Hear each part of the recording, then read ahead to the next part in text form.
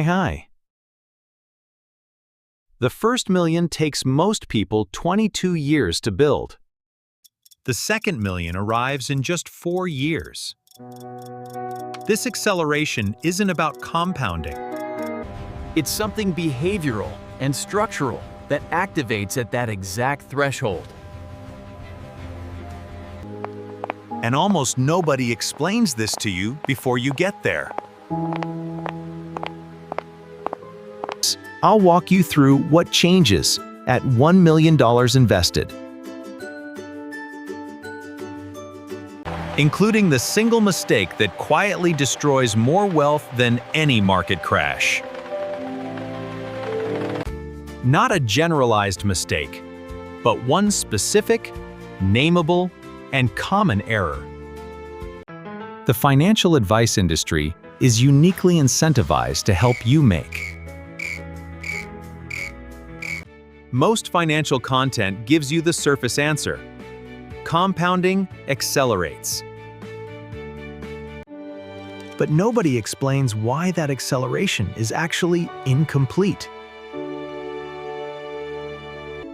There's a psychological phase shift happening alongside the math. A tax dynamic starts working in your favor in ways it literally couldn't before. And a behavioral trap catches many new investor millionaires. Right when their wealth should be entering its fastest phase. These 3 things explain why most don't see the second million in 4 years. They experience it arriving in 11. The difference is almost entirely avoidable. So, here is what this video covers.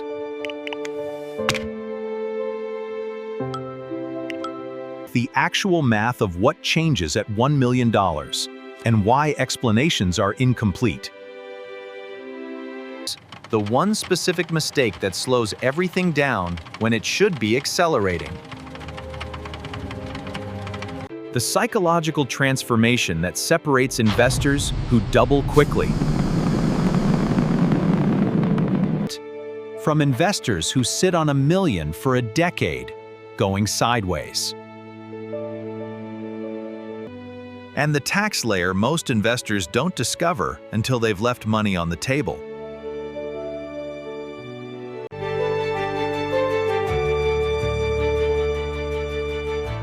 We're going to go through all of it. I built a free early retirement calculator because most online ones are mathematically wrong. They use assumptions that Vanguard's and BlackRock's own models would never endorse. It uses their actual methodology to expose weak points in your specific plan. I only ask for your email to send the report because I don't store any financial data. Link is in the description. Now, before I get into the numbers, I want to give you an image. A flywheel. One of those enormous iron discs that old industrial factories used to regulate the output of steam engines. A flywheel is heavy. Getting it to move requires sustained, physical, unrewarded feeling effort. You push, nothing seems to happen. You push again. The disc moves a fraction. You push every day for months. And the movement is still almost invisible.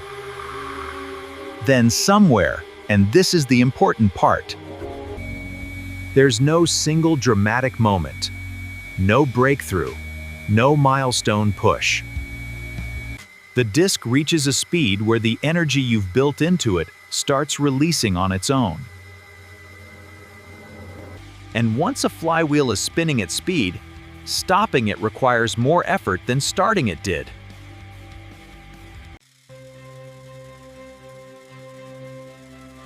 That is your investment portfolio.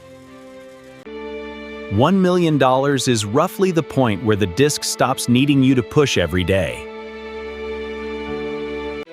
Everything I'm going to tell you in this video lives inside that image. The reason most investors never experience the feeling of a spinning flywheel isn't that the flywheel doesn't work. It's that they grab it right when it starts moving. In a few minutes, I'm going to show you the specific psychological trap that catches investors right after the flywheel starts spinning. And I promise, it's not what you'd expect.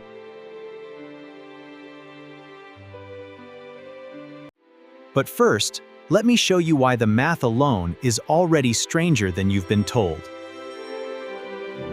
Now I come. Here's the number that anchors everything.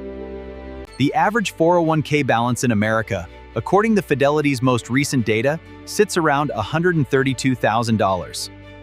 In a good year, a 10% return on that balance generates about $13,200. Not a bad year, not an extraordinary one. A normal, historically average year. $13,000.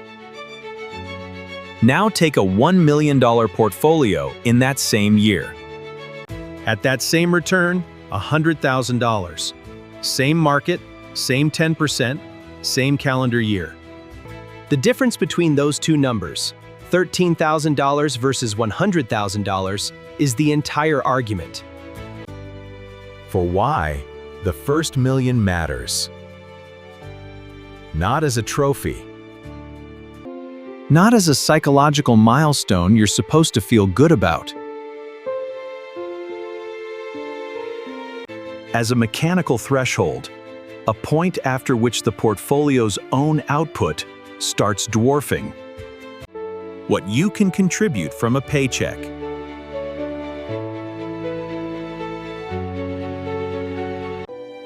The rule of 72 is the shortcut that makes this concrete. At 10% annual returns, money doubles every 7.2 years. At 7%, which is the number most serious financial planners use after accounting for inflation, money doubles every 10.3 years.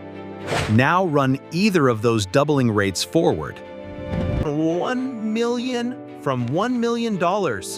And look at what happens. At 10%, $1 million becomes $2 million in 7 years.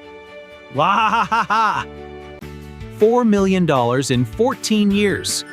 $8 million in 21 years. At 7% real returns, $1 million becomes $2 million in 10 years. $4 million in 20 years. Even in the poor conservative scenario. The flywheel is doing things your paycheck never could.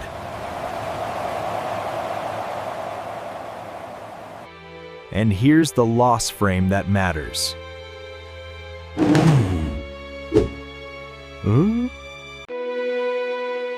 Every year you delay reaching that first million is not a year of lost returns. It's a year of lost acceleration. Those are not the same thing. And conflating them is how people underestimate how important the runway is. There's a story that illustrates the starting point problem perfectly. See, the went sort of tall. Well, odds are penny of day. Well, our return stacks of money, vast value of difference thing all. Problem not bad bug. On how people experience financial progress. One of his consistent findings was that investors systematically underestimate the impact of starting conditions. on long-term outcomes. Participants given identical compounding scenarios, but different starting amounts made wildly different investment decisions.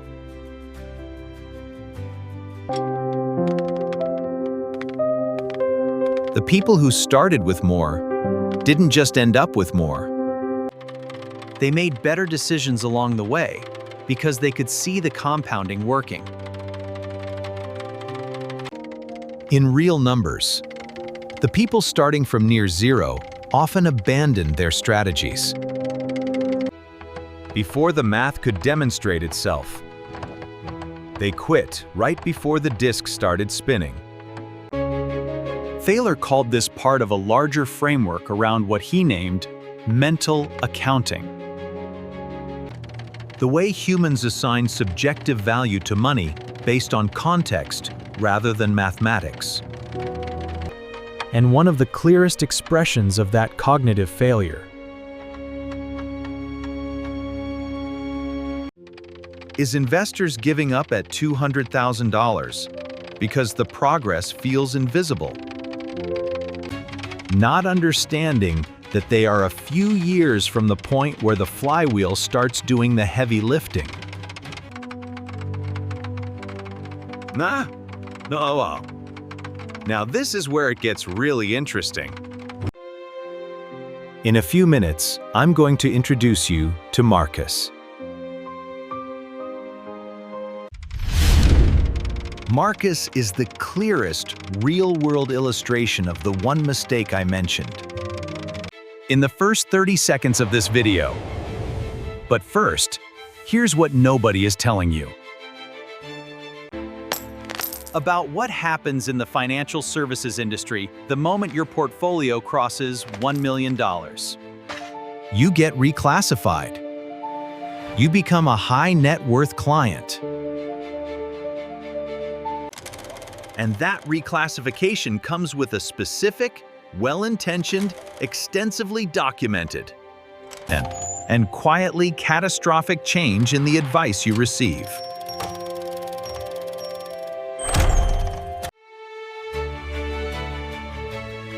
The language shifts from growth to wealth management. The recommended allocation shifts toward conservative positioning. The pitch becomes, and I've heard versions of this sentence from multiple advisors. At your level, it's no longer about growth. It's about protecting what you've built. Protection from your own flywheel.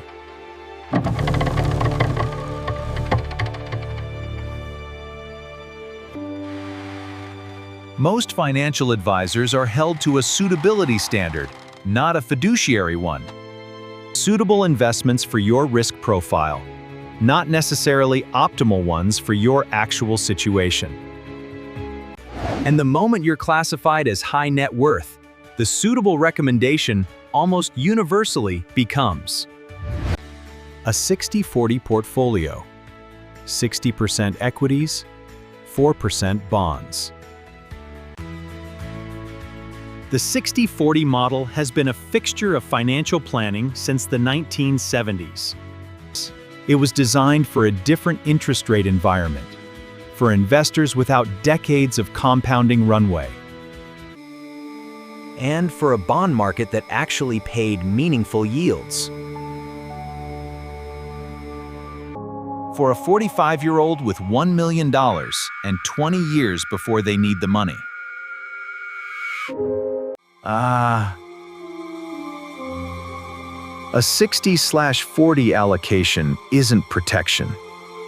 It is a controlled deceleration of the disk you spent 20 years spinning. Vanguard published research in 2023 looking at portfolio outcomes across rolling 30-year windows.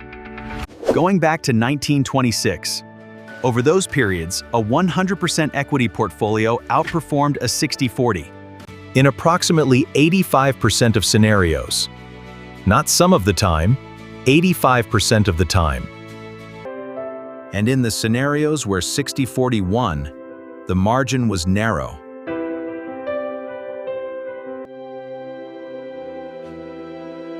In the scenarios where equities won, the margin was substantial. Let me put dollars. Let me put dollars on the difference. $1 million in a low-cost, 100% equity index strategy at 7% real returns. Over 20 years, becomes approximately $3.9 million. $1 million in a 60-40 allocation at a blended 5% real return. Over the same 20 years, becomes approximately $2.6 million. $1.2 million. Not lost to a crash, not lost to bad stock picks. Lost to conservative positioning that felt responsible and was described as protection. Sometimes a financial advisor hands you a brochure that says wealth management on the cover. And what the brochure is actually managing is the rate at which your wealth stops compounding. We charge 1.2% to manage your $1 million. What do you get for that? Professional guidance. And what does professional guidance mean in practice? We rebalance quarterly and move you into more bonds. Incredible. Genuinely incredible. By the way, hit subscribe if you like the content. Otherwise, YouTube's algorithm may never show you my videos again. And this is the kind of that will keep coming. Keep coming. Now, Marcus. Marcus hit $1 million in his 401k in late 2017. He was 48 years old. He'd been investing for 23 years. Mostly in a target date fund and a plain S&P 500 index fund. Nothing clever, no stock picking. The flywheel had been spinning for 2 decades of quiet, unremarkable pushing, and it had finally reached real speed. He should have left it alone. But that year, he also received a separate inheritance. About $75,000 outside his retirement accounts. Not life-changing money in isolation, but enough to make him feel for the first time like someone with real money. And that feeling, that shift from person investing to person with real money is where the trouble started. Season, right now, he hired an advisor. Yeah? The advisor ran Marcus through a risk tolerance questionnaire. Based on this data, Marcus determined he was a moderate investor with a preference for capital preservation and placed him in a 60% equity, 40% fixed income portfolio with a 1.2% annual management fee.